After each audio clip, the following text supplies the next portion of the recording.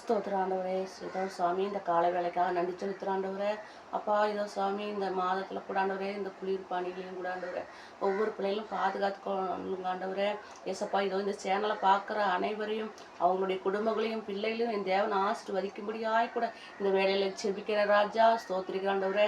இதோ உங்களுடைய பிறப்பின் நாள் சமயமாக இருக்கிற ராஜா. அந்த நாட்களில் கூட அநேக தேவையோடு ஆண்டவரே என்ன செய்வது எப்படி செய்வதுன்னு சொல்லி கவலைப்பட்டு கொண்டு இருக்கிறாங்க ஏசப்பா. அவங்களுடைய கவலைகள் எல்லாம் மாறட்டும்.